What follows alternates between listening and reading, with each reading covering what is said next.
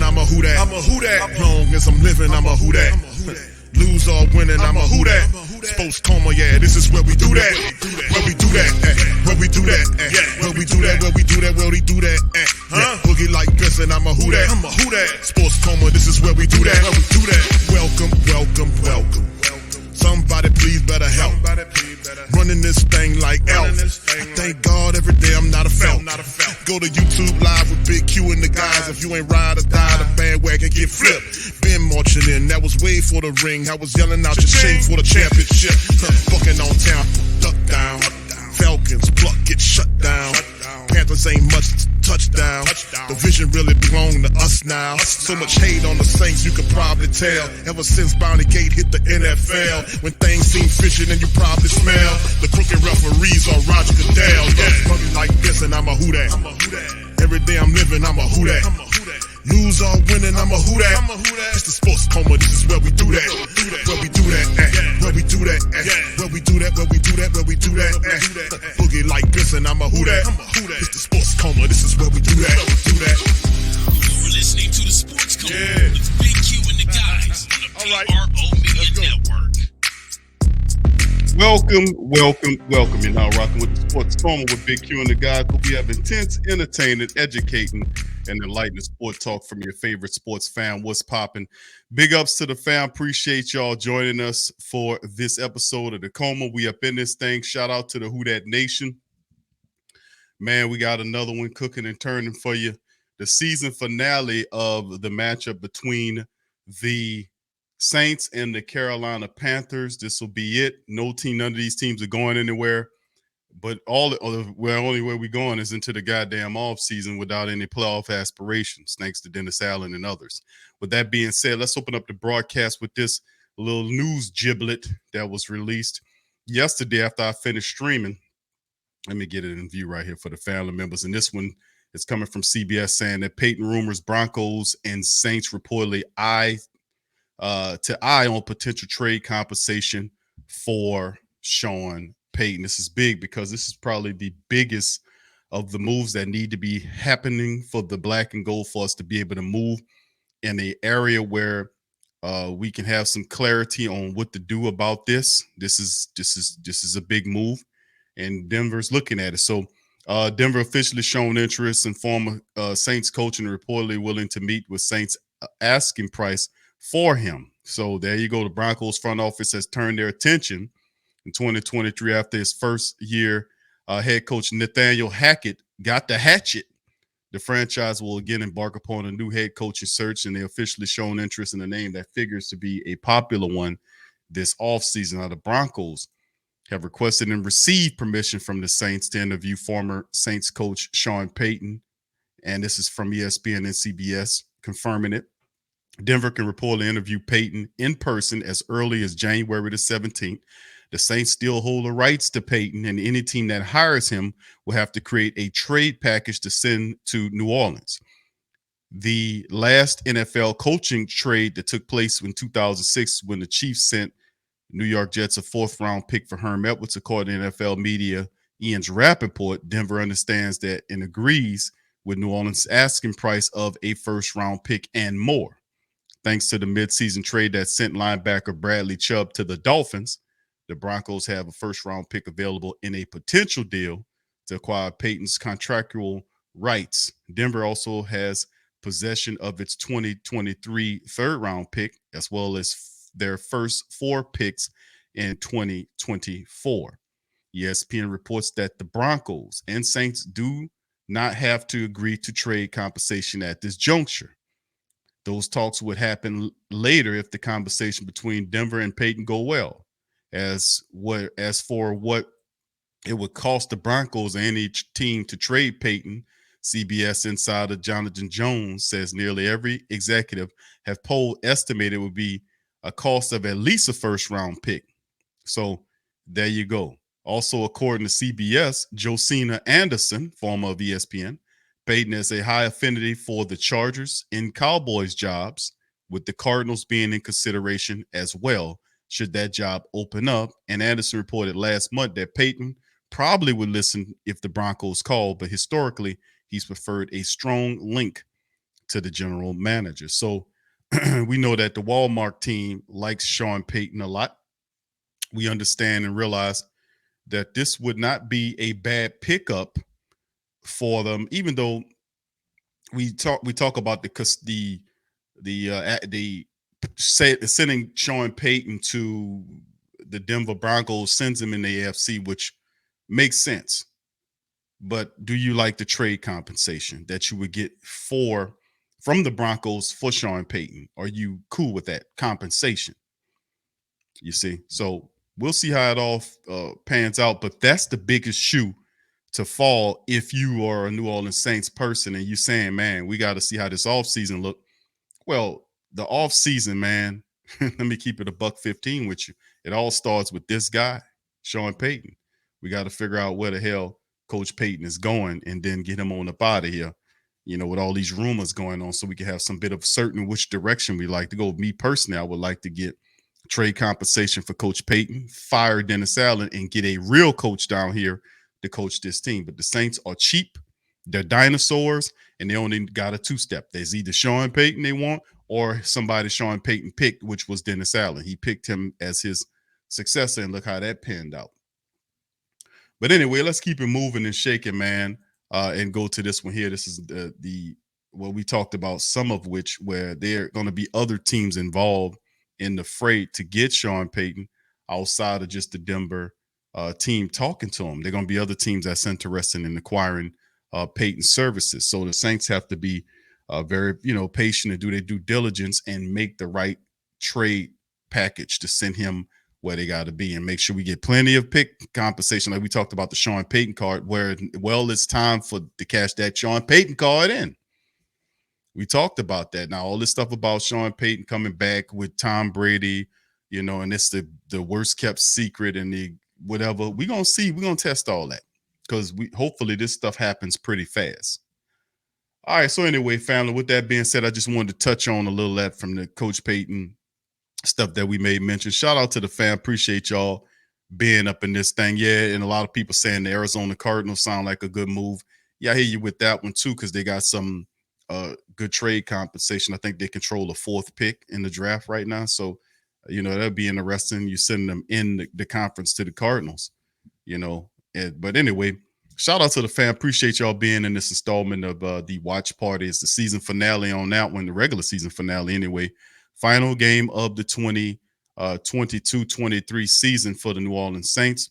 We go raggedly into the offseason, but we had so many high hopes.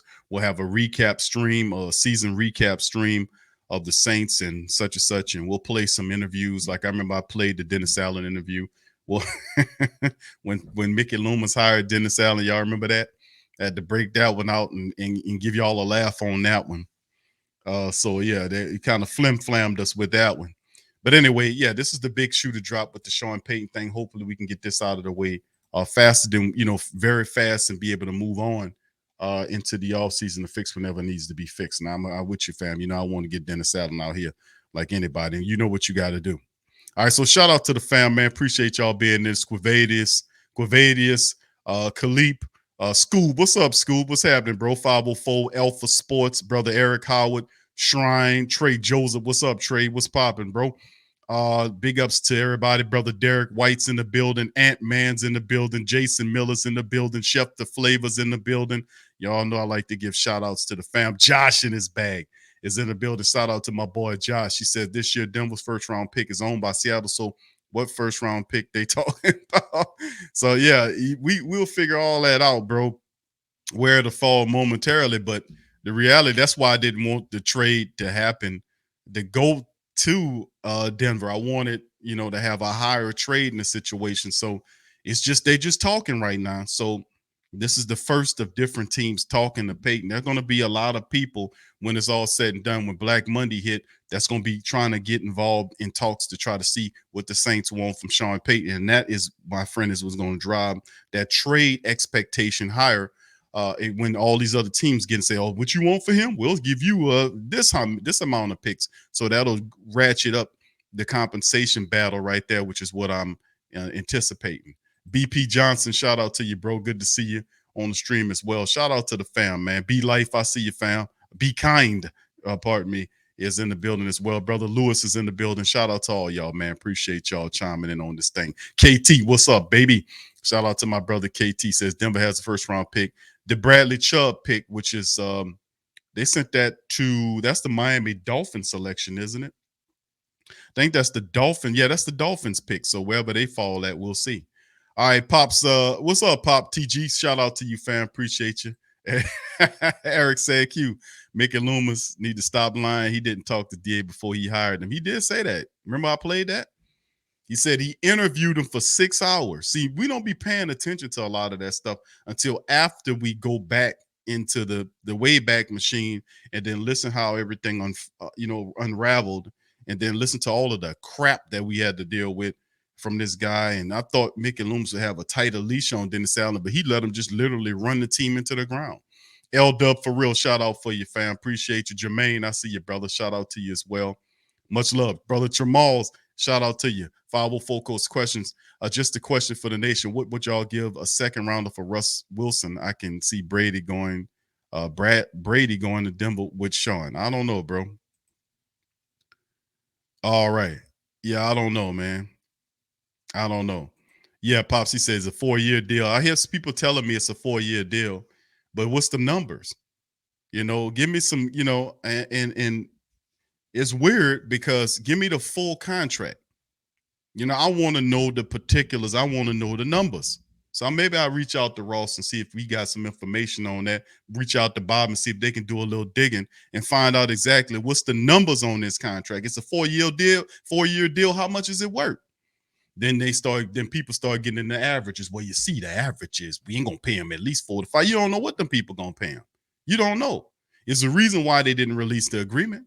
Why? Why would you not tell everybody what it is? Okay, it's a 4-year deal. How much is the contract worth? How much? And if it ain't that much, why would they hesitate of getting rid of this dude? I'm about to say something else.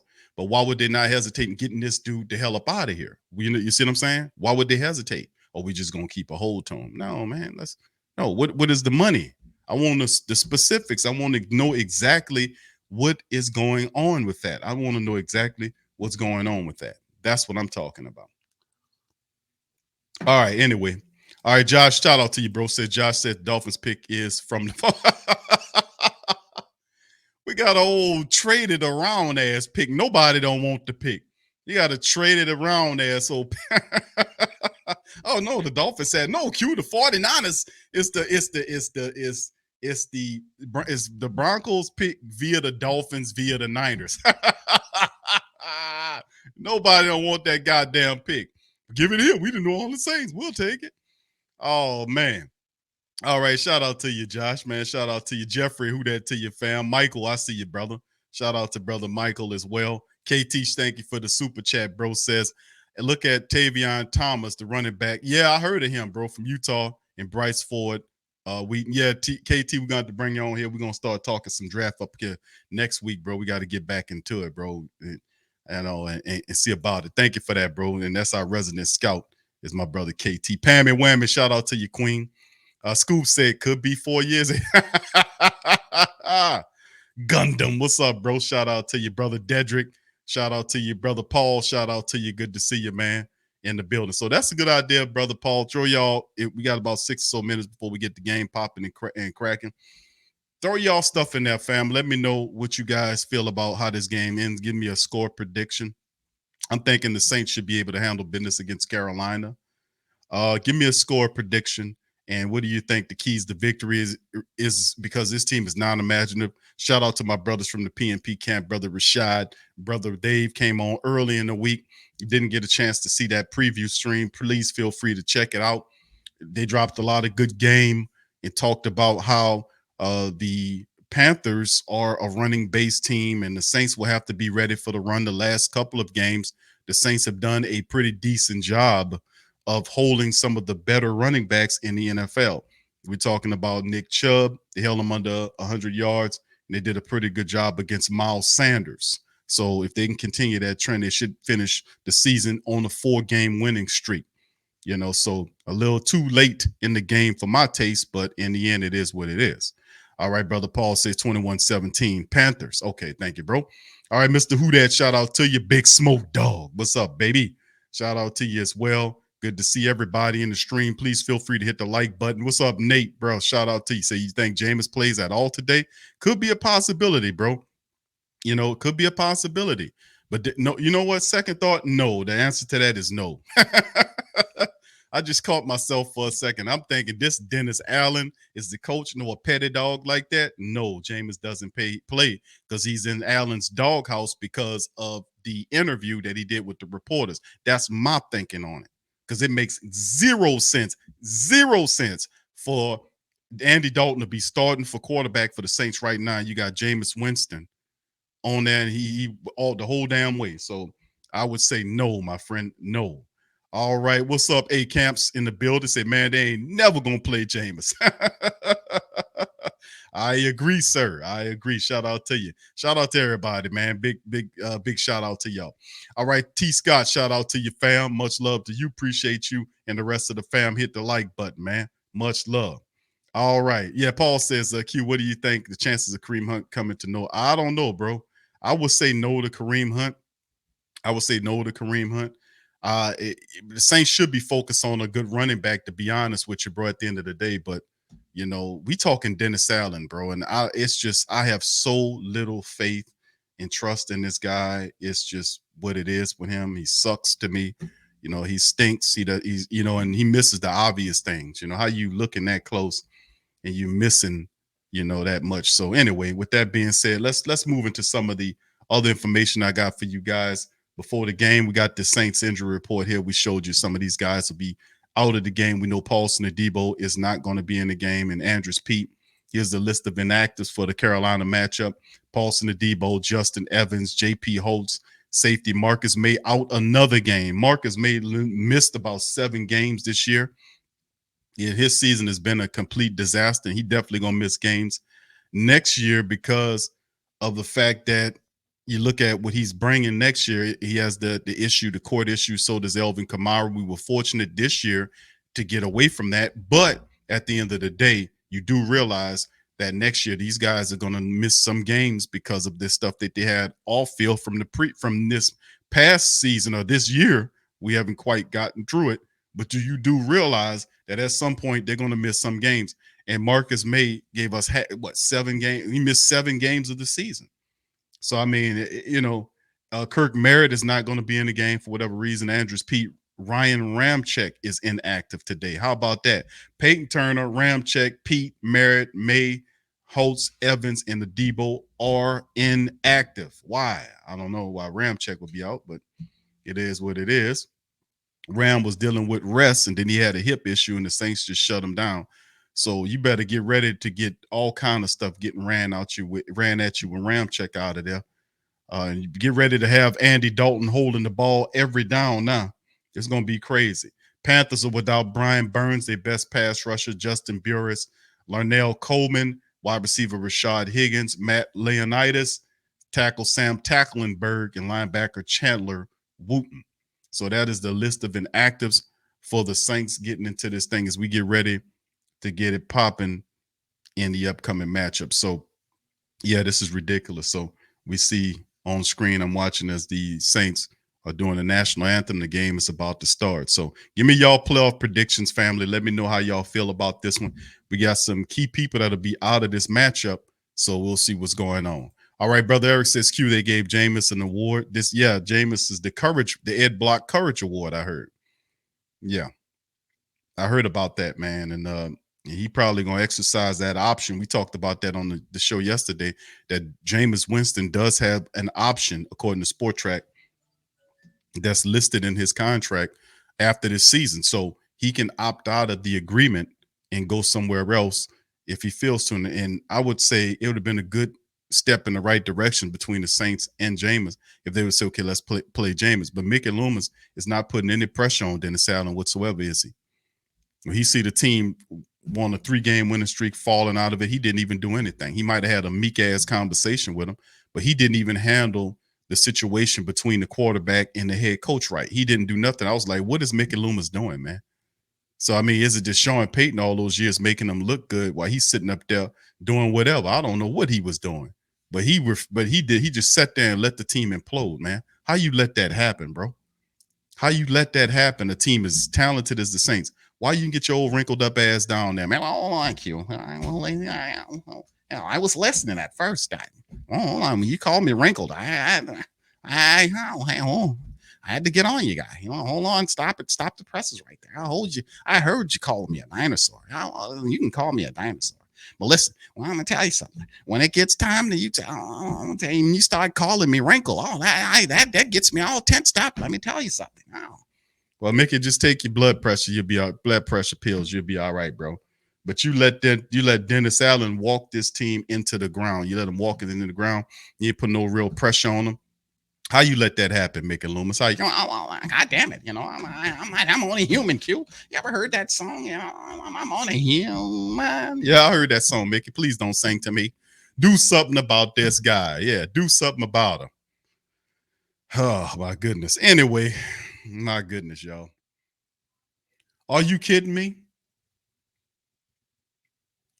Absolutely amazing. Absolutely amazing. Amazing. Absolutely amazing.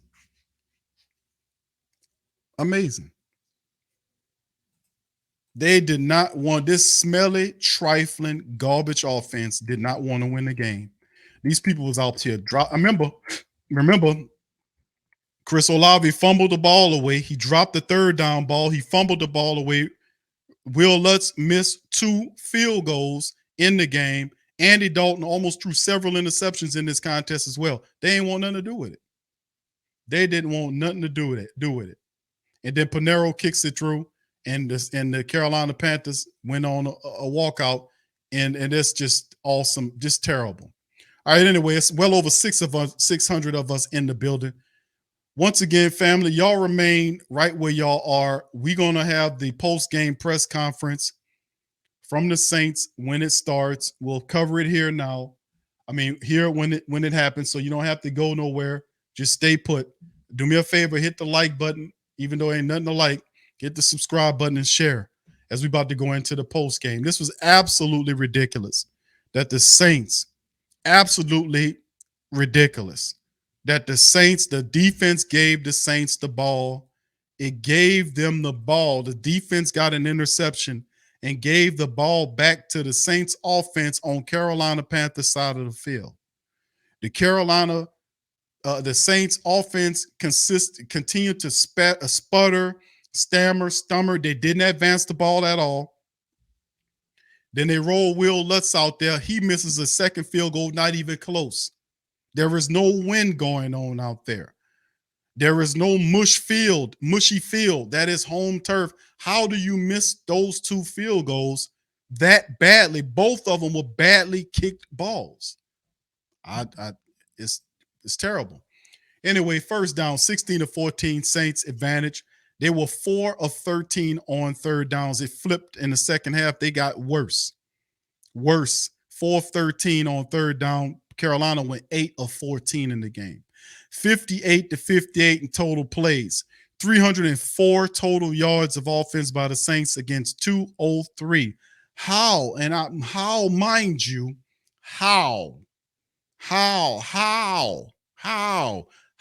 mind you, did you let a team with a quarterback that only threw for 32 yards beat you today? How did you let that happen? Shout out to Arnold, said we need Miss Benson to hold Loomis accountable. He's the one making these decisions. She gonna probably tell him to keep Dennis Allen, bro, because they do not want to spend the money, bro. I done talked about this. I know these people, bro. I know these people, and I'm telling you, when this came, before that memo came out, I was telling the family members it ain't got nothing to do with no loyalty. It has about money. The Saints don't want to break whatever his contract is and get rid of him to bring on a coach that will actually turn things around. They would rather sell you on Dennis Allen for another year than to do the right thing, which is to fire him because he does not deserve. You don't earn another year in New Orleans by being a less than 500 ball club. That works if you play for the Miami Dolphins. That work if you play for the Jacksonville Jaguars. That works for a bottom-feeding team. That philosophy does not translate when you're a team that's used to winning. And you got a guy that don't even get the 500, who's flumbered, bumbled, stumbled away all this, and you talking about giving him, we're going to give him another year. It's not about giving him another year. It's about them not wanting to give the money up to fire him and then hire another guy. They don't want to do that. They will rather sell you on another year of Dennis Allen because it's cheaper. It's cheaper to do that than to make the right move and to do what needs to be done to make the Who Dat Nation happy. See, it's all about money. That's why I'm telling you, not talking to the fans. I'm talking to the diehards that got brains, not the dumbass fanatics. This is the part of the game that the fanatics don't get. Is when a team stinks like this, instead of challenging the team and the people you giving the money to, they would just say, we diehards, we're going to just sit here and the team stink, and I would just keep on supporting because I'm a dumbass fan. No, people with power use their power. They're telling you it's your team. Your power is in the money. They want the money, so there you go. If you want this money, you do what I tell you to do. You fix this team. You get this bum-ass bastard off the top of this team. You get them up out of here. And if they don't want to listen to you, you keep your money. You don't buy their merchandise. You don't go to none of their functions. I don't care how cheap they make that stuff. You don't buy it. Use your spending discipline and your common sense on this. That's what I'm imploring people to do. I'm not talking to the fanatics because the fanatics, they're the ones that'll undermine you. They'll be the ones, if you having a strike at a picket line, they'll try to break the picket line to go in there to do it, to try to get and that's the ones that get your goddamn head caved in. You don't break a picket line strike. But see, that's what I'm not talking to them. I'm talking to people that understand. So at the end of the day, the reality is we have to do much better than this. And the only way they're going to listen to you is if you hold your money back. Think about that. Hold your money back, and the reporter's going to tell you, not the real ones that ride with us, because they got a lot of real ones, Saints News Network, all them guys, they're going to ride with us. But the reporters, you're going to know who on their payroll because you're going to start seeing these articles come out that's advocating for you to go there and support them because they're getting their money from them to tell you that. And most of the times, they ain't even paying for them tickets. They got badges to get up in there. You paying for the tickets.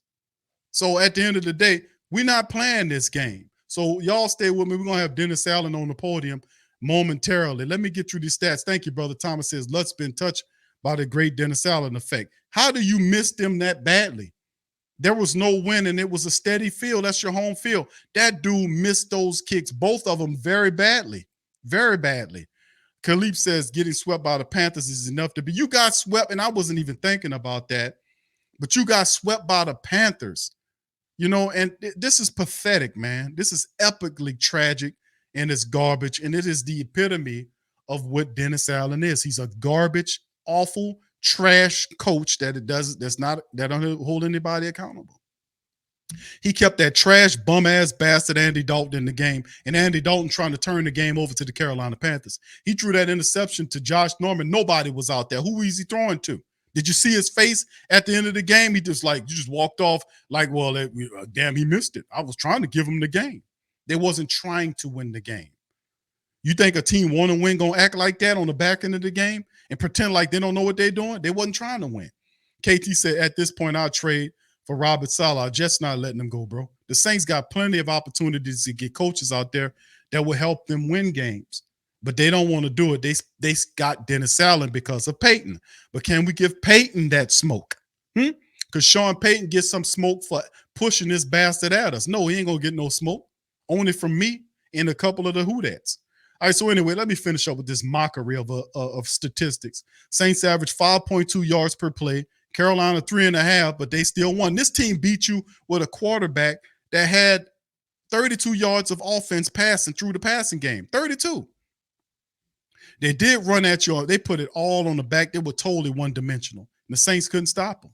Well, it wasn't the Saints' defense, mind you. It was the Saints' offense, who could not score but 1 point, 7 points. 7 points in a game, and they're supposed to average 20 points a game. So, I mean, it is what it is at this point, right? 161 passing yards for the Saints versus 32 by the Carolina Panthers.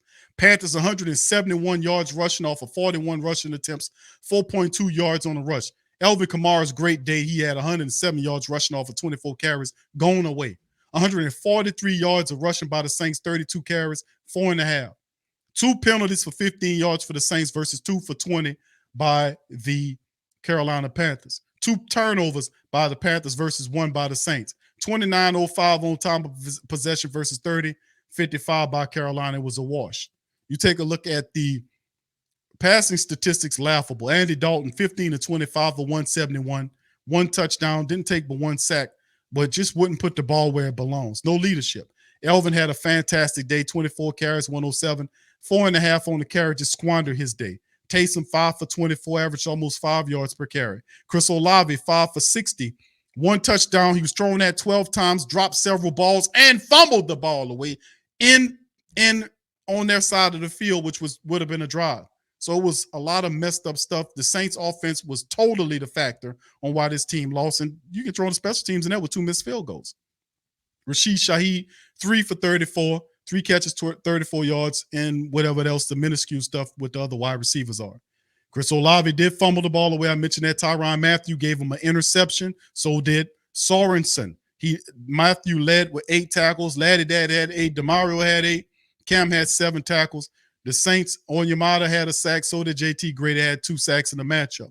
As you see the picks right there for the Saints, nothing shaking. Will Lutz 0 for 2 for today. Blake Gillikin, 5 points, 224. He put 2 of the 5 inside of the 20-yard line. Carolina, Sam Darnold beat you. He ain't beat you throwing. 5 of 15, 43 yards. Saints secondary was on fleet. 2 interceptions on this dude today. Still couldn't get the win. Hubbard, 21 carries for 69 yards. He was the back. Foreman thrown out of the game. Still couldn't win. You threw their top running back at the time out of the game. They still lost. They didn't even have a consistent wide receiver threat. This was totally just bull crap by the Saints. Josh Norman, 8 tackles in the game. Shaq Thompson had 7. 1 sack given up, and that was Amari Barno, who got the sack in the game. Not much else to talk about. What else can you say? That the Saints offense failed us today. Joseph says, you're 100% correct, my brother. What could we say about all of the trash and the funk and the stink that we've been seeing from the Saints the entire season? They had the game in their hand. This is a replay similarly of several other games that we were forced to watch this season. The San Francisco 49er game, in which the Saints only need to score 2 touchdowns. They averaged 20 points a game. They just need to score 2 touchdowns. They couldn't do it. They got blanked 13-0. The game against the Tampa Bay Buccaneers, the second game against the Tampa Bay Buccaneers, all the Saints had to do was to score, to get a first down, to keep the clock spinning, to beat Tampa Bay. What they do? Turn the ball. They get a ball back to the 49ers. The Saints defense implodes, allow the Tampa Bay Buccaneers to score 13 points in the back end of the game, take the game away from them. 2 games, very winnable games. The Saints had an opportunity to win.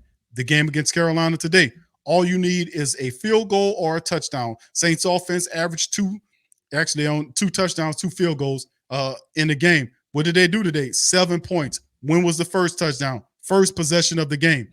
After that, shit. The entire game, pardon my French. The entire game, that's what it's been. It's been crap. If you allow Dennis Allen to come back to this team, what's going to end up happening is you're going to get more of this. You're going to get more of this. You're going to get more and more of this topsy-turvy, up and down, inconsistent play of this team. There's no way in God's green earth that the Saints should be swept by the Carolina Panthers right now, and their quarterback had 43 yards passing today. How do you even have that happen? They were totally one-dimensional. The Saints defense gave the offense several opportunities with interceptions and short fields to win games, and they totally threw it away. Totally threw it away. Even when they were stammering and stumbling and bumbling, they refused to do a QB switch. Taysom Hill refuses to throw the ball. He wants to be a running back all damn day. You don't want, even when he's 6 to 7 yards behind the line of scrimmage, Taysom Hill is still trying to be a running back. How are you 6 to 7 yards behind a line of scrimmage and you still trying to run the damn ball? At what point do you say, okay, bro, listen, this play, I'm going to throw the ball? Because God knows they ain't expecting me to do that. But I can't hang it on Taysom Hill totally. A lot of this ties to the non-imaginative ability and non-leadership abilities of both Dennis Allen and Pete Carmichael. These guys are not those guys. And speaking of which, here's your dumbass coach right now talking about it. Here's Dennis Allen. It's what happens when you don't take advantage of your opportunities. You let a team hang around, and we let these guys hang around, and they kept fighting, and they had an opportunity to win it at the end. Coach, defensively, you guys looked pretty solid throughout the game. Offensively, in the second half, was it just the effort of some players? Was it the play calling? Just if you wouldn't mind talking about that. Yeah, look, I think there was some miscommunication on a couple of things. I thought there were a couple times Andy got a little pressure. I thought there was a couple times there was a miscommunication or a misread in terms of the passing game. A couple of things. We didn't catch the ball like we needed to catch the ball. I think there was a multitude of things. I don't know that it was effort, but we certainly didn't execute very well. No shit, Sherlock. Why do you think you guys maybe weren't able to take advantage of some of the opportunities early when you were moving the ball? Like, was there any commonalities there? I think we got to go back and look at it. I mean, look, we missed a field goal and we fumbled twice in scoring. Fumbled in scoring position, missed a field goal, and then had one block there at the end. So 2 field goals. I thought I thought we executed poorly, obviously, in that last series after the interception. You got the ball in a potential field goal position, and we went nowhere, and then had the field goal block. That was a bad series. Chris Olave broke 1,000 yards receiving today as a rookie. What has impressed you the most this season out of him? Yeah, he's been the same guy each and every week. That's one of them questions that takes highly the lead off talented. of Dennis Allen. That's like a he's got a lot of things that he's got to continue to work on to get better at. I think there's a lot of growth left in that player, and we're expecting to see a lot of growth in that player. So certainly, good start, but not near where he can be. And I think he's got to have a good offseason so that we can take that next step to develop into the type of receiver that I think he really can be. I know the season just ended, but you win 3 your last 4. You finished strong, but overall, how would you characterize the season? Look, I think challenging. We finished strong, really? You heard that reporter? We obviously didn't win as many games as we would have liked to. I thought our guys fought and battled. I thought they overcame some adversity. There's a handful of games there that, I feel like if we would have been able to make a couple of critical plays, that those games the outcome of those games a lot of these reporters are playing could have been different. Finished strong, and then I think we're talking a little bit differently in here. So, but that's the nature of the game that we play, and so we've got to find a way to be able to make the critical plays in the critical situations to give ourselves a chance to win the game. Dennis, after the way you guys played the last 3, how disappointing would you say this one was? Yeah, I'd say it was disappointing. I think I'd say it's disappointing because in terms of moving the ball and yardage gained, I thought statistically we had an advantage. I felt like defensively we played a solid game today. I don't think we tackled as well as we can. But yet I thought we, made some plays, a couple of takeaways, and yet we weren't able to capitalize on some of those things. And so that was the frustrating thing. That's what was disappointing. Coach, can you explain what you were trying to do on that last offensive series? Well, we were hoping to be able to convert the first down, get ourselves into a more manageable field goal position. We got behind the sticks a little bit. We'd been rushing the ball really well. I think we were averaging 4 point something a carry. So we felt like we could run the ball a little bit. We felt like we could utilize some of their timeouts. We had a little bit of a misread there at the end in the ball to Olave. It was a sloppy series, and we didn't execute very well there. Coach, you spoke about how challenging this season was.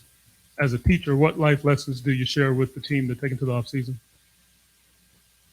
Well, I think the life lesson is you only get so many opportunities in life at success, and you have to take advantage of those opportunities when they present themselves. And so, I think the other life lesson is that,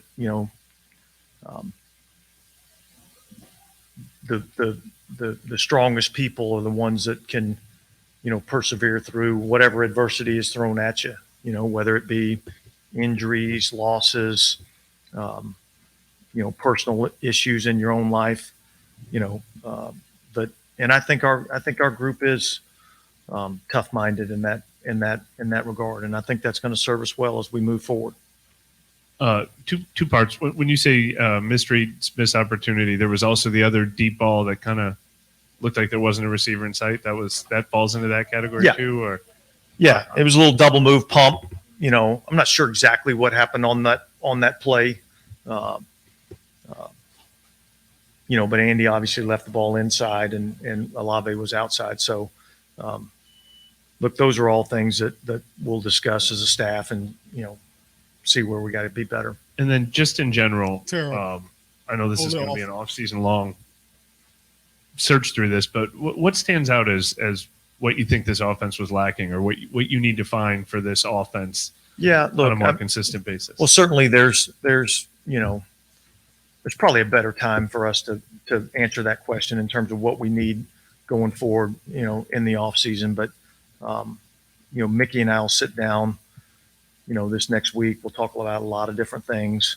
We'll evaluate our program from top to bottom, and then we'll make whatever adjustments we need to make, and then we'll have a plan moving forward.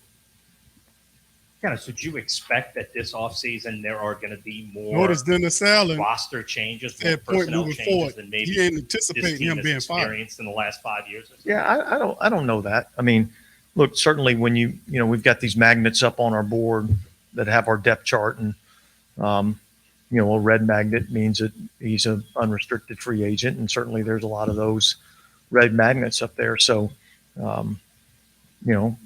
look, we know in the business of pro football, there's always change. So there'll be change, to what extent, I think, those are decisions that we're going to have to come up with over the next week or two. You're talking about roster changes, but what about potential coaching changes after you largely kept? Yeah, I think again, like I just said, we're going to evaluate everything. And so, nobody's making any decisions on anything 30 minutes after we walked off the field. So there'll be time to evaluate those things, and we'll see what we need to do to give ourselves the best opportunity as we go forward. Regarding the game, what were your thoughts on the Davenport ejection? I didn't see exactly, was it a closed fist? Was it, a punch? It certainly looked to me like, Marcus, gave him a little slap or something. I don't know exactly what happened. So my thoughts are I don't ever want us to be put in that position. Dennis, can you take us through the week on Damar Hamlin? What was it like, seeing it, hearing it, and then hearing him getting, being improved and all that? Yeah, I'd say it was a challenging week for a lot of people. And again, like I said, what our guys go through, what our guys put themselves through to do the job that they do, and to see something as traumatic as that happen, I think is tough to deal with. But yet, as the week went on, you began to get more and more encouraging news about Damar's health. And so I think that was, kind of an uplifting thing towards the end of the week. Coach, could you explain, or I guess it's one of the things you'll do in the off season, the inability to win these close games as a coach who's been in the league a long time? Is that a bit of a head scratcher to you? No, I'm not going to say that it's a head scratcher. I can tell you that, there's a handful of plays in each and every game that you're going to look back at the end of the game and you're going to say that was the determining factor. All right. So, is it a head? No, the head scratcher is we didn't make those critical plays at the critical moments when we needed to. And so, now, how do you get to the point where you're making those plays? That's what we've got to challenge ourselves in the off season to figure that out. I know all season long people want to know more about you and how you operate and things like that. Do you want to be kind of introspective for a few days and kind of figure out and talk to Mickey, or are you kind of the season didn't go the way you wanted to and you just can't wait to get back to work and kind of grind it out? Just kind of where do you fall as far as when the season didn't turn out the way you want? Well, a little bit of both, right? I mean, I think it's a long season, and certainly it's a long off season, and so I think it's twofold. I think it's good to have a couple of days to really sit back and reflect on the good, the bad, and the ugly from the season, and then once you've had a chance to sit back and reflect on that, then it's all about getting a plan in place to fix issues. And that's exactly what we'll do. I know it's tight here to the end of the game, but you had Trevor Penning getting his first starts at left tackle. Unfortunately, had to leave early with injury. But how do you feel from what you saw from him today? Look, it's probably not fair for me to give you an assessment of his play, although, just off the cuff, I was encouraged by a few things that I saw. I still saw some of the, effort plays down the field and things of that nature. So that was good to see. But in terms of giving you a real good evaluation of the player, I think it's better to watch the tape and then I can probably give you a better idea. These last two games, the second half, it feels like it's been so much harder on offense to move the ball. They're kind of starting hot. Is there a reason for that? Well, I think the reason is just execution. I don't think we executed as good as we needed to in the second half of the game, and so we've got to be better there. All season, you've had highs and lows, but you've been the same. You've been even keel with us after games. Is that, as a leader, something you take pride in, or is that something you try to be aware of? Or? Well, I just think that's my personality, but yeah, I mean, I have the highs and lows. I just probably don't live that out in front of you guys as much as everybody else. But yeah, this is an emotional game, but yet, you got to kind of keep your head on you so you can make good decisions. All right, thanks, Coach. Okay, thanks, guys.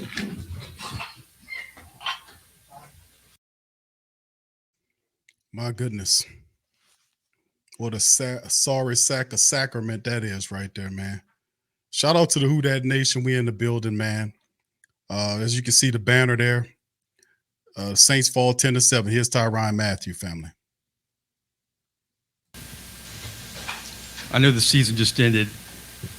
Ups and downs. How would you characterize this year, looking back? Obviously we, felt like, we were a playoff team. Feel like we dropped a lot of games, early on in the season. Felt like the second half of the season was much better, especially defensively. I think, we really came together. I thought we finished the season out, fairly strong as well. Most definitely, I think we would have liked to win, more games. At what point in the season did you feel like you had a full grasp of the system and you were in sync in terms of how you normally play? I think probably, it's probably fair to say, maybe midway, through the season. Took a lot of punches, early on in the year. But I've been doing this a long time. So, you just keep coming to work, keep trying to get better, and just, stick with your teammates through it all. So, I felt like I did that for the most part and, felt like I finished the season, fairly strong. I know we're coming off of a loss in this game, but you coming back to the city of New Orleans, you've finished this first season now. What can you say about your return here to the city? It's been a blessing. A lot of home cooked meals. just, bumping into people that, I haven't seen in years. I just saw one of my uncles working at the gate, before the game, and I hadn't seen him since, my Willie Hall days. So, definitely grateful, had a chance to play with a lot of guys that, I've always admired, from DeMario to Alvin, Lat, Cam. So, a lot of great figures, for New Orleans. So, it's been a blessing for me, definitely humbling for sure. You signed a multi-year deal, so you'll be here next year. Do you look at this team and see a team that can ascend quickly with the talent that you all have there? There's change in every team every year, but nonetheless, there's still going to be core pieces there. Yeah. I think with the way we finished the season, this year, I think it's a lot of positive momentum, for us, and it's a lot of motivation as well, going into the off season. So, I think, each man individually, just has to commit to that, going forward.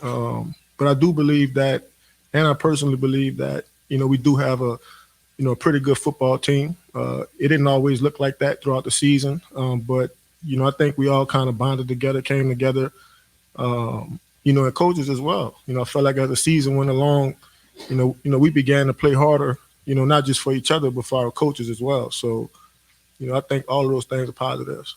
A few weeks ago, I asked you the question about the lack of turnovers. In the last few weeks, you all have really picked it up, starting to, force turnovers, especially you being the leader on that. Can you talk about, what the stigma is from the defensive backfield and how y'all made that start to work? Well, I think coming into the season, I think we realized that, we're a really talented group. And I think we all had kind of, high expectations to, not just lead our team in turnovers, but be, one of the leaders, in turnovers, with the whole NFL. And, the ball doesn't always bounce your way. But, like I said, we just continue to come to work, each and every day. Our coaches continue to coach us the same way. And, if you just stick with something long enough, the ball will tend to bounce your way, here and there. But, it's definitely a positive, being able to create turnovers, give your offense short fields. And it's usually like a team, morale booster as well. Anytime you're able to kind of make those plays. So, hopefully, we can make, a lot more of those plays, next year. Coach says that besides finishing some tackles, that you all played well defensively today, what do you make of today's defensive performance, especially in Carolina passing it? Well, I think coming into the week, us, as a secondary, I think we kind of understood we were like, 2 or 3, as far as like, passing yards allowed per game. So, we just set a goal for ourselves that, we weren't going to let these guys throw for more than, 120. Obviously, throwing the ball wasn't in their game plan. I felt like those guys stuck with the run a lot more. But, I think it's always a good feeling, when you can hit a goal that you set for yourself or for your unit, So, I feel like all of us kind of covered well, played hard. Roby made some good plays, obviously Lat and Lante. But, just felt like we came together, as far as that goes today. What's the biggest thing that you think you guys as a team will carry over from this year into next year? Oh, man. Just starting the right way. Like I said, I felt like early in the season we let a few games get away from us, games that we felt like we were in control of. I could probably name 4 or 5 of those games, where, if one of us makes a tackle or, one of us makes the play, we win that game. So, it's high expectations and it's high standards, but, I think we're all capable of it. So, I'll probably say just not pressing as much, to start the season, just kind of letting it all flow and letting it all come together. But, definitely, like I said earlier, it's a lot of motivation for us, because a lot of games we lost, we weren't out those games. We had a chance to win them. So, it's just kind of keeping that in your mind, as you're working out this off season, coming back in OTAs, just trying to keep that spirit, high as you can. Hey, Tyron, how frustrating has that been, though, just being so close in so many games? it's definitely frustrating. I think each man in that room, coaches including, none of us, likes to lose. But like I said, it's a lot of positive that we could take from this season, from those losses. I think it's a lot of motivation. So, sometimes, you have to go through these kind of things to kind of, see your potential and like see your true self. So, we had our fair share of adversity, this season. And I think it's gonna make gold out of us, So we just gotta believe in that. All right, man. Listen, I listen. Bottom line is Tyrann Mathieu had to pick. The defense really did its thing in this matchup, to be quite honest with you. So the reality at the end of the day wasn't on the defense. This wasn't an issue that should have been looked at by the defense. This is totally an offensive issue and a special teams issue, to be quite honest with you. This is repugnant. The commentary about sometimes you have to go through this to, so you can be gold. I understand where you're coming from, but guess what? We was already gold last time I was checked. So I don't need to go through a golding issue to get even golder. I'm already gold. I'm already worth more. What's the next highest metallic metal on that scale? Is it platinum? Whatever it is, that's what we are ascending to be. We were already golden. The defense handled this business. It took care of what it was supposed to. It provided interceptions. It put offenses in short fields, and the offense died. Then it is too late in the game to have this type of rhetoric, in terms of what the Saints are talking about. Dennis Allen is a dumbass, But let me hear a little bit from Cam. We're going to put Cam on right quick, family. Hold on. Smallville, thank you, bro. See, I told y'all last week that the NFL was involved in 3 wins. They did not want the Eagles to have the top 10 pick in the draft. Eagles win today. All right, thank you for that, bro. Shout out to you. Also, shout out to the rest of the family members that's throwing up the super chats. Brother Judah, thank you. He said we got to go back and look at it. Wow, yeah, he don't want to address the issues. That's just what he does, which is why I want him out of here. He's not accountable. So anyway, let's hear from Cam Jordan, fam. And end up getting beat in the fourth. How many games have we seen that this year? There's like I said, it just seemed like the games we lost, this is exactly how it happened. You let somebody who shouldn't have been in the race stay in the race, and that's how you end up losing. Do you see a good team in there? Obviously, this change every Shout out year. Jerome. You still look in that locker room and Easily. I mean, easily. You can look at players that have, made strides in the defense or on the offensive side of the ball. We have good players. We have got some potential great players in this locker room. And again, in the wins, you see a lot of what we needed to do. Time of possession, getting to the red zone, score. Team gets into a red zone, whatever it is, big plays are made on defense. It's got to go both ways. I think that there's a lot of potential in our locker room. We didn't capitalize on potential each and every game, and there's nobody else you can blame for except us. I don't think, albeit maybe one game, there was a chance for us to say, hey, we actually got beat this game. I think each and every game we've had some sort of control on it, some sort of ability to take control of the game. And when we didn't capitalize, we ended up losing. And that's what happens. You have to be able to capitalize on every opportunity. Cam, after a season this challenging, what would be your biggest motivations this offseason? To win a Super Bowl. What do you mean? To come back this offseason, after this offseason, to come back, rally everybody who's a part of our team, who ends up on the 53-man roster this next year, eradicate those mistakes of, penalties that ruin drives or extended drives, ruin drives on our offense or extended drives on our defense side of the ball, and put together phenomenal games each and every time you touch the film. I mean, every time you touch the field, it's always the idea that we're going to play a perfect game, but it's impossible to play a perfect game, isn't it? But we can all strive for perfection. Cam, how weird was today's game? Just with, it seemed like they didn't even bother to try to pass the ball for most of the game. Yeah, Sam Darnold, I think, did a good job of getting out of the pocket clearly. And when he was rolling out of the pocket, he wasn't completing anything. He started making plays with the feet down the field. They became more effective on the ground and clearly through the air. I don't know what it was. They had under 75 yards going into halftime. I'm talking about total offense. And then you come out and lose a game in the second half. That's irksome. That's probably going to peeve me the most going into this game, going into this offseason, knowing that our last game we should have beat the brakes off somebody and didn't. And I don't have any right to say we should have because we did not. Shoulda, woulda, always is never coulda. Your offense.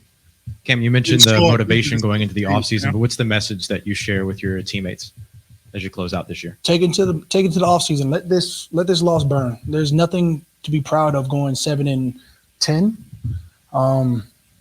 Not making the playoffs for the second time in a row. Let it burn. Let it stay in your mind. Let it simmer. Let it carry over into your workouts. Let it carry over into whatever you got to do to get your mind right. Take some time, heal your body, and at the same time, let it be not even at the back of your mind. Let it be at the front of your mind. We have to be able to come in and take command from jump. You think about the entire season, what happens. I think defense made some plays, but if there's plays to be made, we can always make more. I think that, early on this first half of the season, we didn't have enough turnovers. I think early on, whatever it was, we were working on some things. Second half of the season, you saw a completely different energy around the team, and that's the energy you need from jump. Not to finish the way we wanted, it's going to be irksome for a while. Since mid-November, you guys defensively have not given up more than 20 points in a game for the last 5 or 6 games. Mm-hmm. Was that a sense of urgency from y'all? Is that something that you can build on? I wish that was the energy we brought from September on. Again, if there's plays to be made, we have to capitalize on those opportunities. November on, I'm not going to say there's a turning point in there. We just knew that we had to be more than what we were.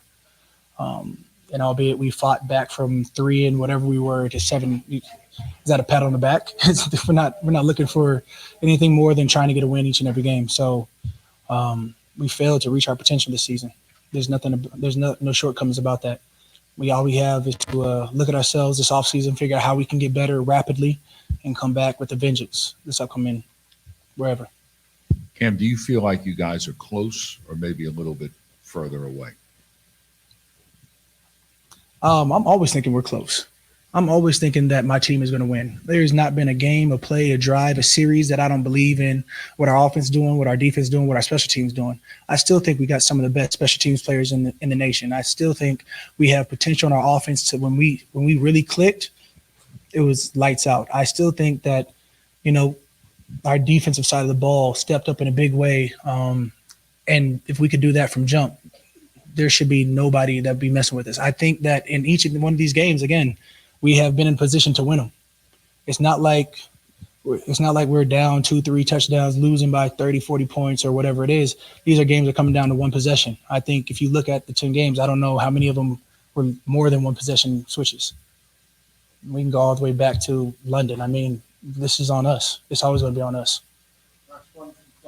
Do you've missed the playoffs back-to-back years. There potentially could be – there's changes every year, but there could be changes. Would any change surprise you via player, coach, anything, after 2 non-playoff seasons? No, not at all. I mean, you see locker rooms change after a winning season. You see locker rooms for sure change after a devastating losing season. Part of this game is not knowing what's going to happen next season. That's why you have to cherish the locker room that you're in now. That's why you have to cherish the time you're able to get on the field. That's why each and every one of these plays is that much more important because you don't know when it's going to be the last. If you never strap up again, did you play to your fullest potential? Did you give everything you had? That's for each individual player. I mean, the mortality of football is real. You go into the offseason thinking you're okay, but, you could end up on a different team. You could end up on, whatever the next plan is. You never know God's plan. You just have to work your butt off and make sure you're capitalizing on each opportunity he gives us. And that's from year 1 to year 12. Locker room is always going to change. That's from you see superstars across the league get traded or whatever it is, cut, traded, end up to another team, demand a trade, whatever that is. You see coaches who say they're going to be there, end up retiring or one out or whatever it is. There's always going to be a locker room change. I can't say that we're all going to be back together. I can tell you that I'm going to bring the same mindset that I've always brought to the offseason is relax, heal, spend time with the family, refocus, hone in, get back to football, and try and dominate each time you touch the field. All right, fam. That was Cam Jordan right there. chiming in, as you can see, visibly upset, and if anything like me, I'm visibly upset as well. Here go the dumbass of the hour outside of Dennis Allen. Here's this guy. Let's see what he talking about. Where he threw that damn ball at, man. Here we go. And kind of, having trouble moving the ball in the third quarter and later in games. Yeah, I mean, you can't put your finger on one thing. Yes, I can. The way we started this game, I mean, exactly how you want to start. It's a couple weeks in a row to have a strong first drive, getting the touchdown, and we had opportunities at other points in the game too, and we just didn't able to take advantage of them. Didn't make the play when we needed to, and I mean, at the end of the day, that hurt us. I felt like we should have come in at halftime in that game. The score should have looked a lot different than what it did. Can you detail the two deep balls where there wasn't a receiver? Thank you, in the Mike area? Triplett. Was Mike that Triplett the really idea on spoke both out there in plays that to go damn deep, press and then what didn't happen on both of those? Yeah, I mean, there's a couple chances where I have to get the ball out of my hands quicker than I'd like to, and taking shots down the field. I mean, it's what we were trying to do on those certain plays, and so sometimes, I mean, when you have to get the ball out of your hands before you want to, I mean, the ball's not always going to be exactly. You can't see exactly where they're coming out of the route and all that kind of stuff. What? What the hell did he say?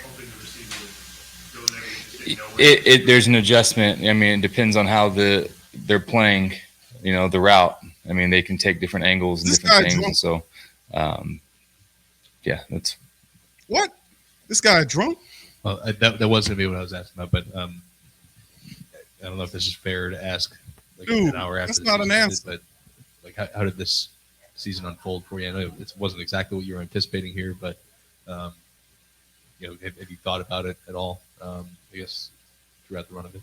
Yeah, obviously this isn't when I signed to come here. The expectation wasn't to play.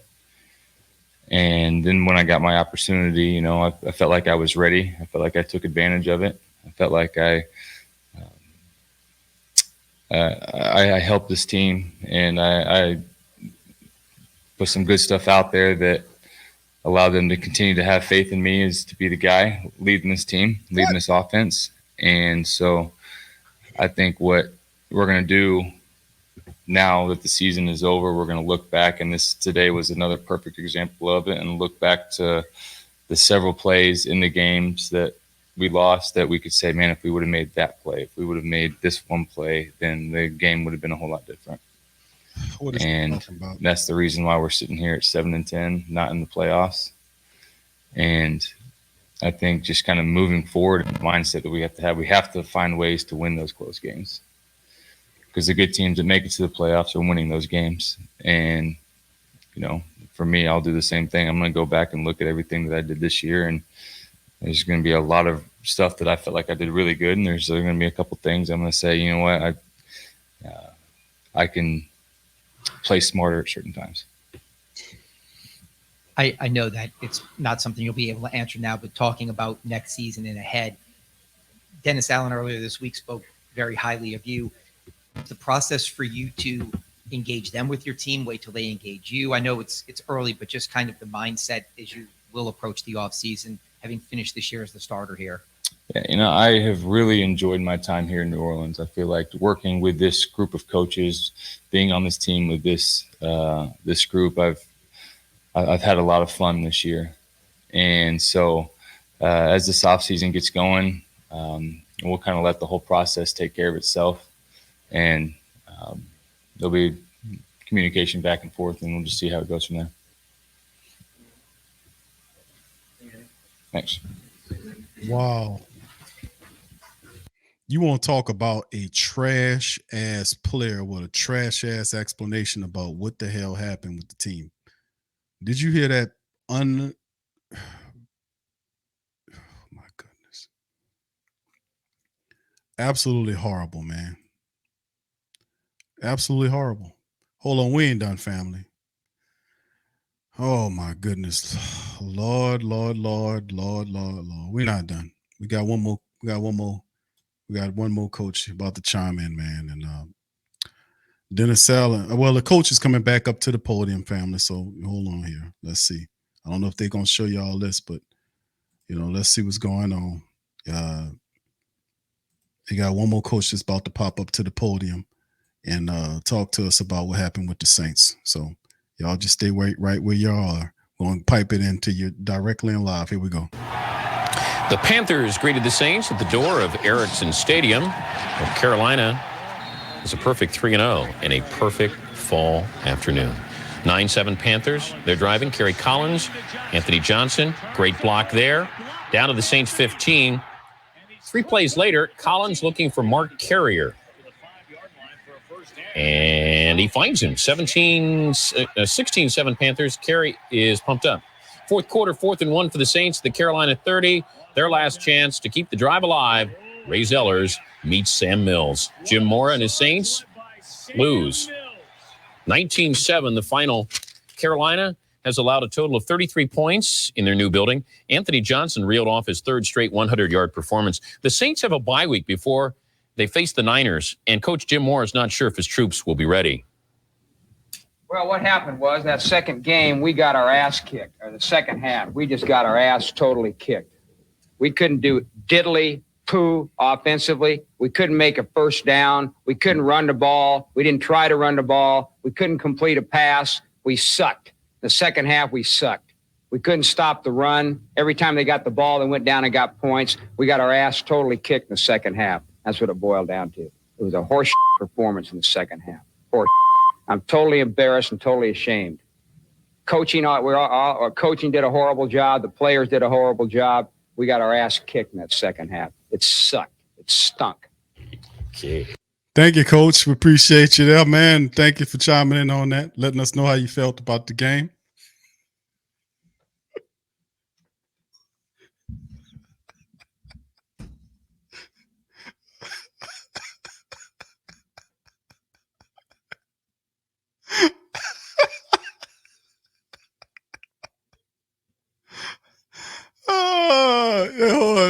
I'm sorry, man. I'm sorry.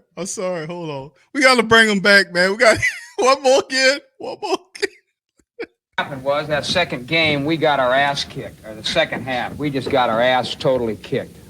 We couldn't do diddly poo offensively. We couldn't make a first down. We couldn't run the ball. We didn't try to run the ball. We couldn't complete a pass. We sucked. The second half, we sucked. We couldn't stop the run. Every time they got the ball, they went down and got points. We got our ass totally kicked in the second half. That's what it boiled down to. It was a horse performance in the second half. Horse. I'm totally embarrassed and totally ashamed. Coaching did a horrible job. The players did a horrible job. We got our ass kicked in that second half. It sucked. It stunk. Okay. All right.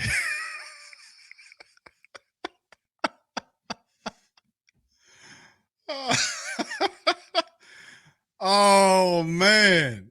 Hey, and we lost to after that game. I thought it was fitting. Y'all know I got the gift to do that, to be able to put stuff together where that loss happened after a loss to the Carolina Panthers. And that's when you got that famous rant for Jim Mora. So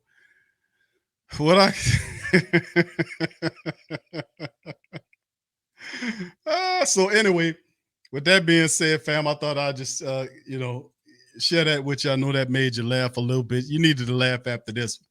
Saints offense fall flat versus the Panthers, 10-7, finish 7-10. How about them numbers for you? How about those numbers for your butt? How you like them? Anyway, with that being said, fam, we're going to get ready to get out on that. Listen, this was a very interesting game. What can I tell you? This was horrible. This was sad. This is trifling, but this is the Saints. They finished 7-10 in Dennis Allen's first season as the head coach. We will learn more as we move into next week. Now, listen, I will return on Monday, and I will open up the phone lines for reflection tonight. I really don't have the time right now, but I will return Monday. Well, I will cover some stuff, and I will open some phone lines. Monday is Black Monday. You'll see coaches get fired. You start seeing a lot of stuff shaking and baking. We'll have the full Saints season recap there, and plus we'll open it up with the phone line so family members can chime in. We'll probably get going around about 5 o'clock or so. so we can get it on in there. So with that being said, fam, listen, I'm gonna get out on that. I appreciate the family members for chiming in on this thing. Hold on, I got a couple of super chats. I know y'all guys was kind of laughing about that, but that's funny how that went though. We lost to the Carolina Panthers and that happened, and I felt it was so fitting to roll that out right now. Debo, what's up, bro? Says Q, who was Andy throwing to that last play? Bro, I have no idea. As you heard, we just thought Andy Dalton would explain to us who he was throwing to, but he gave you that excellent response right there, which he didn't know what he was doing. He just threw that ball out there, almost gave up an interception. He had no answer for it. Triplet, shout out to Triplet, asked him the question. It seems like Triplet is several of the only ones that's in there that's actually really giving them the questions. Like I'm almost consistently giving Triplet out, giving him a shout out on these interviews because he be in there handling the business, be asking the right questions that you really want to know. You know, I don't know how you feel about this team. Can I give a rat's ass how Cam feel about this team? This team, only thing I'm cared about, this team is 7-10. I don't care how you feel about the team. The team stinks is what it is. I don't give a rat's ass about that. You have some of these people be throwing these old fluffy ass questions in on Dennis Allen to lighten the mood so we don't get too hardcore on them. I know what the plant sound like. Nobody gives a rat's ass about that kind of question at that point in time. Nobody cares about that. You know, so it's crazy, man. But yeah, Debo, bro, I don't know who he was throwing to, bro. Looked like he was trying to turn the game over and throw it to Josh Norman because Josh Norman was the only dude out there. He threw the ball directly to him, then walked off the field. He had no expression in his face when they panned the camera to him. You look in his eyes, it was no surprise. It was like he was trying to turn the ball over. That's what I got from him. And me personally, I don't trust Andy Dalton. When you do stuff like that and you turn around, you look and pan the camera in his face, and he was just looking straight in the camera, like it was no expression of anything, like, man, like some sorry or something like that. Like, oh, damn, I made the wrong thing. No, he was just like, I meant to do that. That's the look I got on. When I seen in his face, that's the look. It's like, I meant to do that look. I don't trust Andy Dalton, and a lot of these people are very weird, man. Anyway, Michael says, see, I could respect if Bum DA came out like more, but his clown pissing down. Yeah. You're right, Michael. And the reality is, bro, man, he's not real. That's the whole thing. He's not real.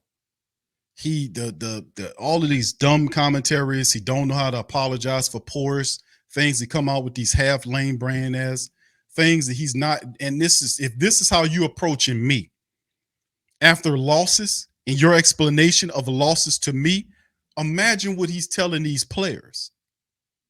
If he can't even tell the Who Dat Nation, listen, man, I'm sorry about finishing the year this poorly. I had higher expectations. I screwed up. Listen, you don't get none of that from that guy. None of that. So if you don't get none of that from him, what is he telling them players? There is no accountability with this character. That's why I want him up out of here. And we're gonna and being that they hard head, they don't want to listen, take their money away. Make it hard for them. Cool sports poem says, we're gonna see how serious our front office is about winning. If changes are not made, at least at the OC and QB, then they're not serious. You really think, bro, that the Saints are gonna make changes at the QB position? I mean at the head coach and the OC position? We'll see. Dennis Allen has made a history of this season of totally ignoring things that are glaring needs.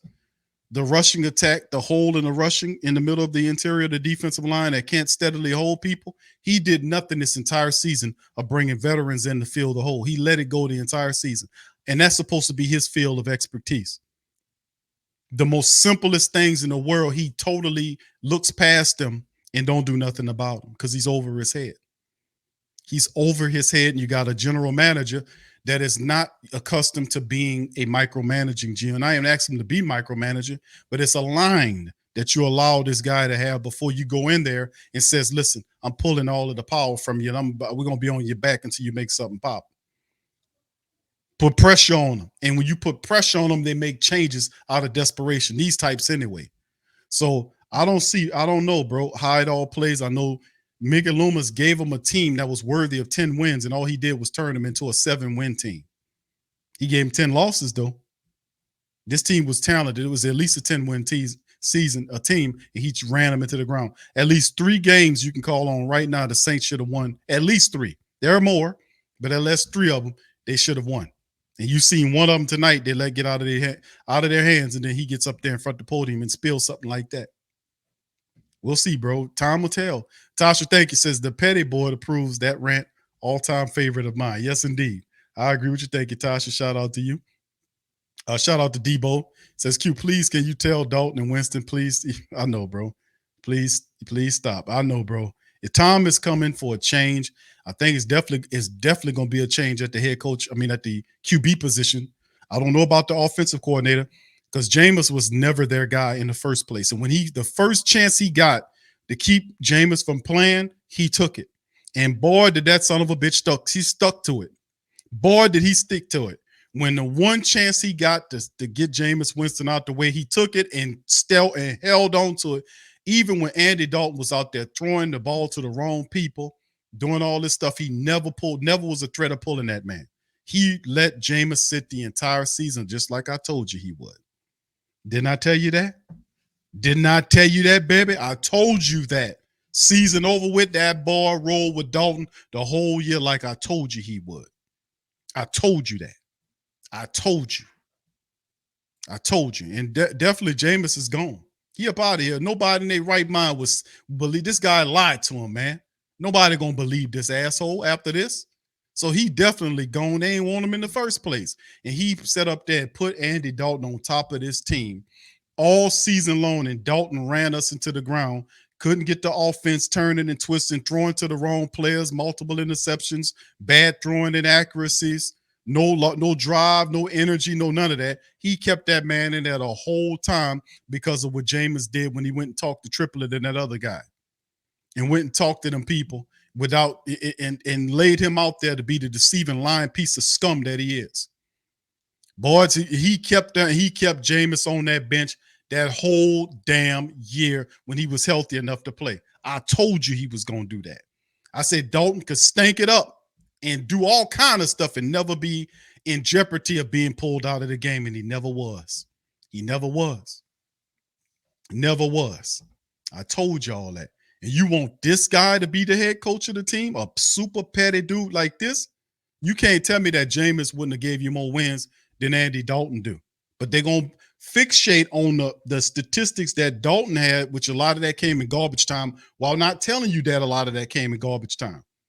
They're going to sell the statistics like, oh, Dalton had a great year, because that's how people are at surface level. The majority of the people are surface level people. They don't want to do the work to find out what the real case is. You mean to tell me the world don't operate like Disneyland? Like it's not all puffy clouds and all this bullshit? Hell no. It don't operate like that. Hell, I just told the family members I got a Patreon special coming up on Q with Big Q, where they got 50-something odd children missing over the last, I don't know how many days in New York alone. You think that's Disneyland or Disney World? No. Reality is you got to deal with things, you got to adjust, and you got to change. This guy's not capable of that. I told you these guys. I told you that. I know these people. But they're not going to listen to you unless you stop buying their stuff. Stop going to their games. Stop supporting them. But while you're not supporting them, tell them why you're not supporting them. Did you get that? When you stop supporting them, tell them why you're not supporting them while you're not supporting them. You got that? You get that? Take your shit back. Don't drop your season ticket holders. Don't go to none of that stuff. Don't buy none of the merch. And they're going to start marking it down. Don't buy none of that. But while you're not buying none of this stuff, tell them why you're not buying it. Tell them. Like they don't know you don't. Like they don't know what's going on. They know because they hear it on them damn websites. If you go to their YouTube page, it's all up and down the comment sections. Fire hashtag fire DA. It's all over Twitter. It's all we done called down there, put it all up in their building. We done left it on their answer machine. We done told their reporters. They all know what time it is. And then people know. But they gonna act like they don't hear you until they can hear you. You hear me? So y'all, you got the game plan. You know what to do. It's time for you to put in that work. Because the Saints will tell you in the next week or so that Dennis Allen will be back for another trip. And then you will respond to tell him, well, I hope he's paying for your tickets. I hope whatever you paying him that you hiding behind the books, that he pays for all your goddamn ticket sales. I hope he spent all his money on the tickets and all your stuff. Because we damn sure and all, they getting the dome all beautified for you so you can go up in there and spend for that old $10 popcorn and that $15 nachos with the $3 cheese, the $10 damn bottle, $8, $9 bottle of pop that you're going to get on up out of there. All that. They got all that going to be sitting up there nice and pretty for you. Come on up in here and buy this high-ass shit up in here. That what they... You know, and then pay $25 to park in buildings that we paid for and then get your car vandalized while you're there. So you watch them lose a game and then go outside to a busted out ass window in your car that you got to pay $500 for just to replace the windshield on the deductible. You hear what I'm telling you? You hear what I'm saying to you? All right, you got the game plan. You know what you need to do. But anyway, with that being said, fam, I'm going to get out on that. Saints go down 10-7 in the season finale. They get swept by the Carolina Panthers in the final game. The Panthers sweep them now. The Saints finished 7-10 on the season. This is it. Of course, we have to figure out what the Saints are going to do officially, but we already know they're going to stick to Dennis Allen. We already know that. Right now, Peyton is a big piece of the wheel going forward because we need to figure out exactly what we're going to do with Peyton in terms of the picks, the compensation, so we can move toward the draft. So it's a lot of stuff turning around. I do expect Jameis Winston to be out of here real soon. They didn't want him. They have an opt-out on the after this contract is over with. There's an opt-out between the first and the second year where the Saints will end up paying him $15 million for nothing. They paid that man $15 million for a couple of games. $15 million for a couple of games. Absolutely amazing. And remember, watch the reporters and all these people that start writing, that's going to come out here writing these puff pieces about why you should keep Dennis, the case to why you need to keep Dennis Allen, all this bullshit. When you see that, bat them down. Get on them comment sections and tear them up. And then any of these dumbass reporters telling you that you don't have no power to change what the Saints do in their building, blast them. Don't support them. Don't read none of their shit. Because you need to make them understand that that you don't understand your power and whatever bullshit life you got running, that you getting ran over. But in this world, they got people that understand what power is. That's what empowerment means. Empowerment means the application of power, which everybody has that ability. Me, you, everybody out there. Implement. What good is having the Most High give you power and you're not utilizing it? You're a fool if you're not using power. You're not empowered if you're not using power to a positive end. So use it in the correct and responsible way and show these people what time it is and how much power you wield. A fan don't have no power because he's too stupid to realize what power is because he's too busy believing and taking and accepting and swallowing everything these people tell him to do. So if they say this, he believes it without questioning it, without even investigating it. But you are not that. So, and I've been saying this for years. So take this power in your hands and you know what you need to do with it. With that being said, I'm going to get on up out of here on this one. I love y'all. I appreciate y'all. If y'all want to get the Fire to Dennis Allen merch, they got a link pinned to the chat. There's links in the description section below. There'll be a link in the community section of the page. Links everywhere. Get you a Fire Dennis Allen shirt. Get you a Fire Dennis Allen mug. It comes for the ladies, the women. It's in the guys. It's in all kind of stuff. It's all kind of stuff. It's a collection of Fire Dennis Allen merch that's available at the Pro Shop. If you want to support the stream and make a message, go there, check it out, and support the show. So with that being said, I'm going to holler at y'all on the flip side. Much love to y'all. Keep your heads up, man. We're about to go into the off season. It's about to get very interesting. I'm going to holler at y'all later. Peace. Yeah. Boogie like Benson, I'm a who that. I'm a who that. Long as I'm living, I'm a who that. Lose or winning, I'm a who that. Sports Coma, yeah, this is where we do that. Where we do that. Where we do that. Where we do that. Where we do that. Where we do that. Boogie like Benson, I'm a who that. I'm a who that. Sports Coma, this is where we do that. Where we do that. Welcome, welcome, welcome. Somebody please better help. Running this thing like Elf. I thank God every day I'm not a felt. Go to YouTube Live with Big Q and the guys. If you ain't ride or die, the bandwagon get flipped. Been marching in, that was way for the ring. I was yelling out your chain for the championship. Fucking on town, duck down. Falcons, pluck, get shut down. Panthers ain't much touchdown. The vision really belong to us now. So much hate on the Saints, you could probably tell. Ever since Bounty Gate hit the NFL, when things seem fishy and you probably smell the crooked referees or Roger Goodell. Yeah, funny like this and I'm a who that. Every day I'm living, I'm a who that. Lose or winning, I'm a who that. It's the sports coma, this is where we do that. Where we do that at. Where we do that at. Where we do that, where we do that, where we do that at. Boogie like Benson, I'm a who that. It's the sports coma, this is where we do that. You're listening to the Sports Coma with Big Q and the guys on the PRO Media Network.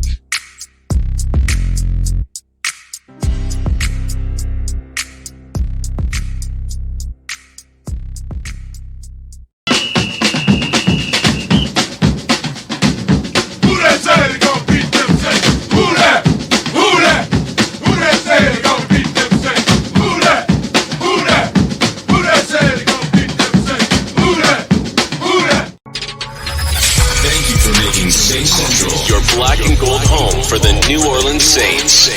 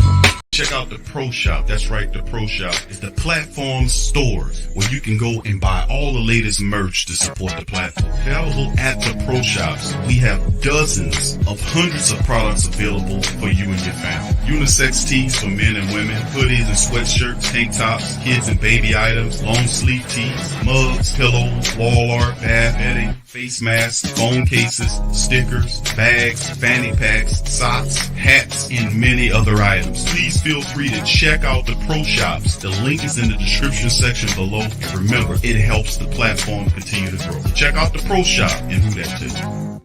TheWhoThatDaily.com. That's right, TheWhoThatDaily.com. Your one-stop shop for everything New Orleans Saints, New Orleans Pelicans, LSU Tigers, even the top flight boxing news. So if you're a Who That and you're looking for a place to stay up on your team, WhoThatDaily.com is your site. TheWhoThatDaily.com for the sport Who That and